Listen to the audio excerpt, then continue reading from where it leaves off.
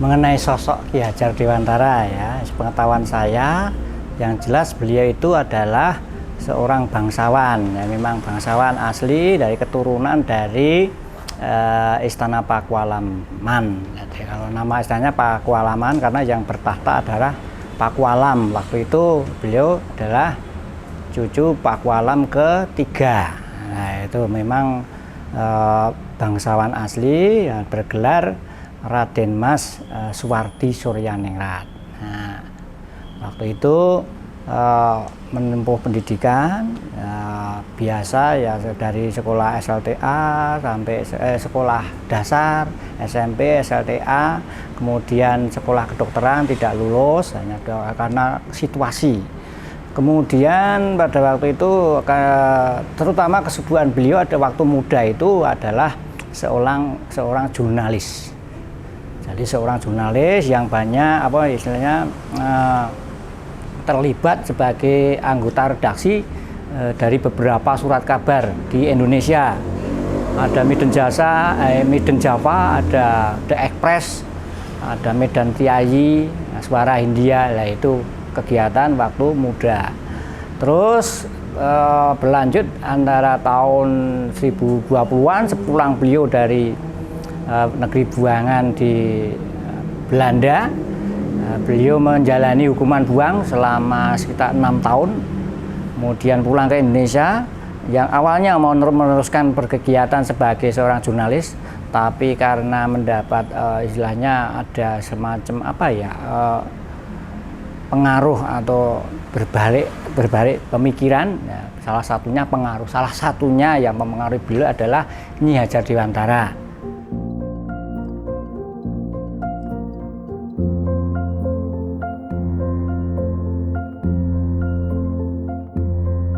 Setelah tahun 20 itu Ki Hajar sudah memantapkan dan saran dari Nyi Hajar Dewantara yang waktu itu tidak perlu meneruskan berjuang di bidang jurnalis dan politik apalagi, ya, karena kondisi memang tidak memungkinkan, ya.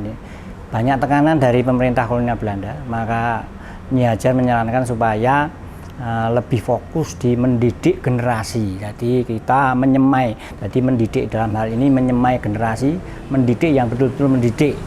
Nah, waktu itu setelah mendapat bekal cukup ketika beliau menjalani hukuman buang di negeri Belanda, banyak belajar mengenai ilmu pendidikan, membaca pendidikan dari beberapa tokoh pendidikan dunia. Ada Montessori, ada Rabindranath Tagore, ada Frederick Froebel. Nah, itu kemudian dengan mantap mendirikan Taman Siswa pada tanggal 3 Juli 1922. Nah, itu itu berdiri dan berkembang pesat ya, akhirnya sampai saat ini. Dan pada itu diawali karena Taman Siswa berkembang pesat, lalu Taman Siswa harus pindah ke lokasi, tepatnya di Jalan Penjara, kalau dulu, sekarang Jalan Taman Siswa.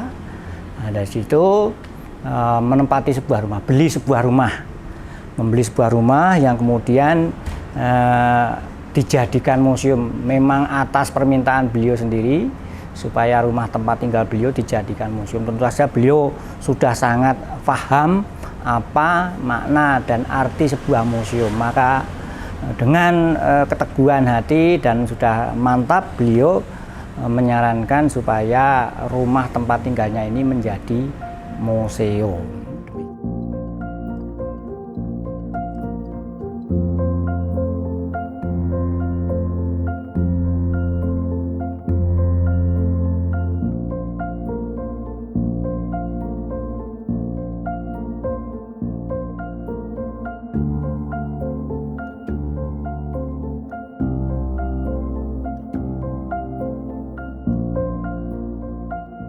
Ya, jadi kalau kita belajar koleksi, apalagi di situ dibilang yang membuat terkesan dengan tokoh Ki Hadjar, yaitu kalau menurut saya yaitu pandangan beliau mengenai kesenian, terutama seni musik.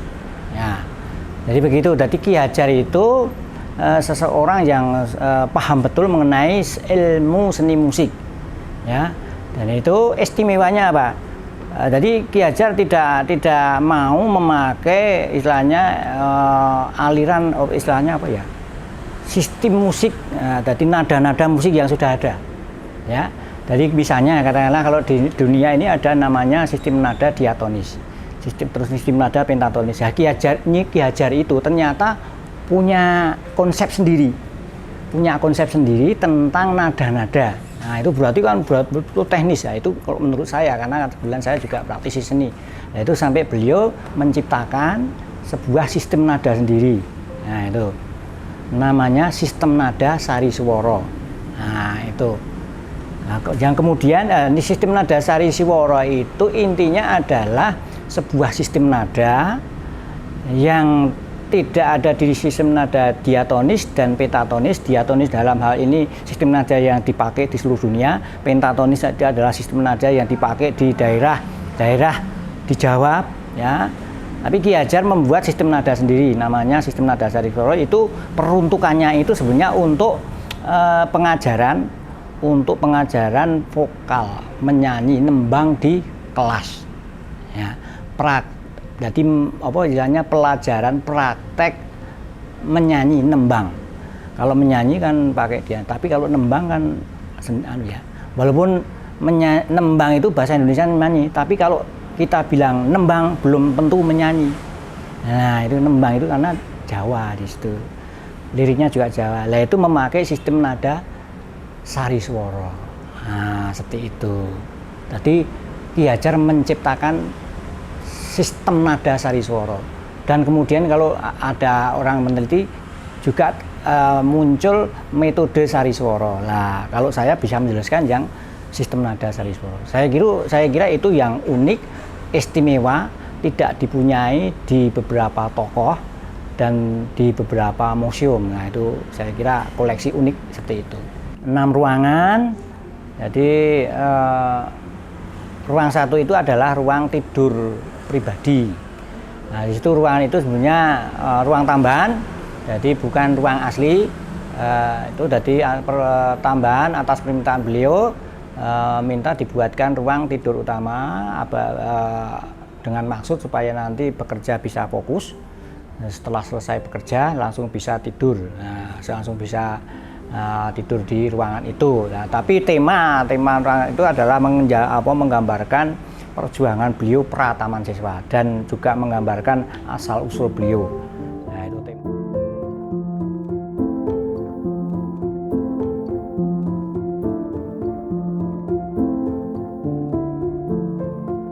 Nah, itu tema ruangan satu seperti itu. Ruang dua itu adalah ruang keluarga. Ini Nah, ruang keluarga itu untuk setiap pelajar mahasiswa ini saya gojlok di ruang keluarga ini, karena di sini terutama mahasiswa UST itu kalau tidak bisa memahami ruang 2 ini, saya kira wah itu ketaman siswanya ini ketaman siswanya perlu dipertanyakan ya.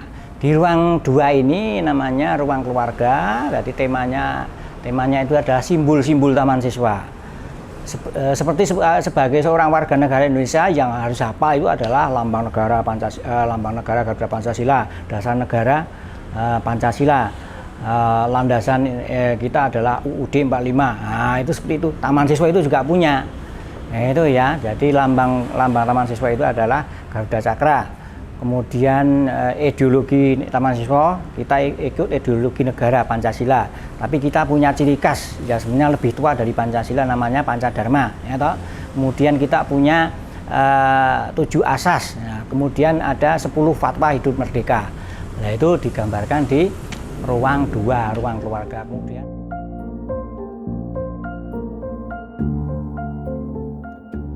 Kemudian masuk ruang tamu, itu koleksinya di sana ada beberapa lukisan dari tokoh-tokoh pendidikan dunia. Kemudian barang-barang lainnya adalah meja kursi tamu. Tema dari ruangan tamu utama itu adalah mengenai transisi perjuangan Ki Hajar ya, yang awalnya beliau seorang politis jurnalistis, kemudian pindah ke pendidikan dengan pendidikan taman siswa. Nah, itu di sana. Kemudian setelah pindah di pendidikan, konsepnya apa? Pendidikan taman siswa itu konsepnya apa? Nah, di sana ada ternyata Ki Hajar menitik beratkan pada pendidikan usia dini ya. Kita membentuk manusia, membentuk generasi itu diawali dari usia dini dengan konsepnya adalah sistem Among. Nah, yang kita adalah memberdayakan kodrat alam, dari kodrat alamnya anak. Nah, di ruang 3, ruang 4 itu adalah ruang kerja. Ruang kerja, jadi koleksinya ada meja kursi kerja, alat-alat kerja, kemudian buku-buku koleksi Ki Hajar Dewantara, kemudian beberapa koleksi lainnya.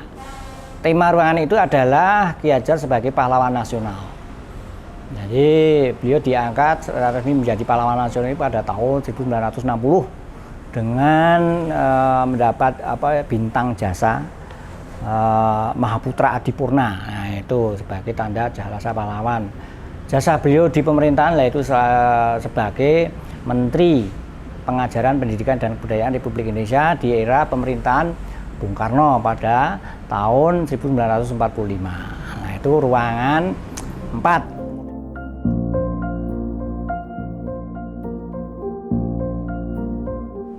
Kemudian ruang 5 itu adalah ruang tidur utama. Itu koleksinya adalah tempat tidur, kemudian beberapa koleksi milik Nyi Hajar. Nah, tema ruangan itu adalah menggambarkan perjuangan Nyi Hajar, kegiatan Nyi Hajar Dewantara. Ya, selain meneruskan kepemimpinan taman siswa, beliau juga aktif di beberapa kegiatan organisasi wanita Indonesia. Jadi istilahnya memelopori terbentuknya organisasi wanita Indonesia. Nah, itu yang waktu itu namanya KOWANI ya. Atas inisiatif beliau, atas peran serta beliau, sehingga Kongres Wanita Indonesia itu berhasil dilaksanakan di Yogyakarta. Nah, itu ruang 5.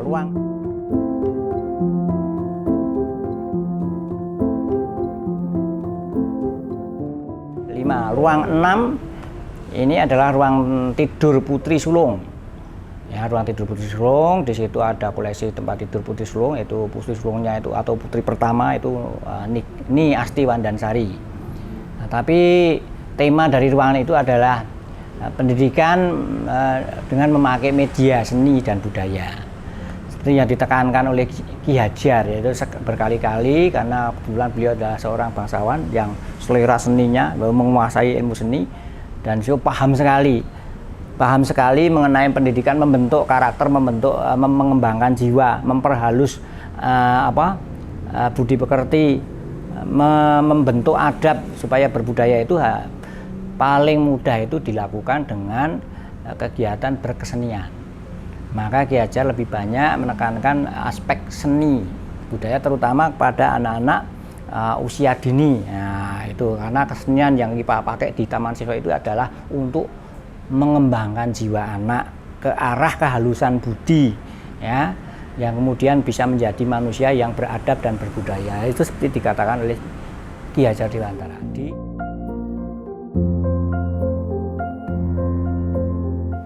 Momen yang menginspirasi, ya, jadi secara umum juga ya, ini bukan hanya Taman Siswa tentunya ya, kita bekerja di museum itu ya satu yang tentu saja terutama spesifik sini adalah Museum Dewantara Kirtigriya ya, yang ini adalah cerminan dari apa ya, kita harus menyebarluaskan satu prinsip dari Ki Hajar Dewantara yang seorang nasionalisme, kemudian yang mendirikan Taman Siswa. Nah, Taman Siswa itu adalah sekolah nasional, ya itu, dan itu konsep pendidikan yang sudah kita ketahui bersama. Nah itu beliau itu membuat konsep pendidikan Taman Siswa itu saya kira sudah terdiri dari intisari pendidikan dari tokoh-tokoh pendidikan dunia, ya. Jadi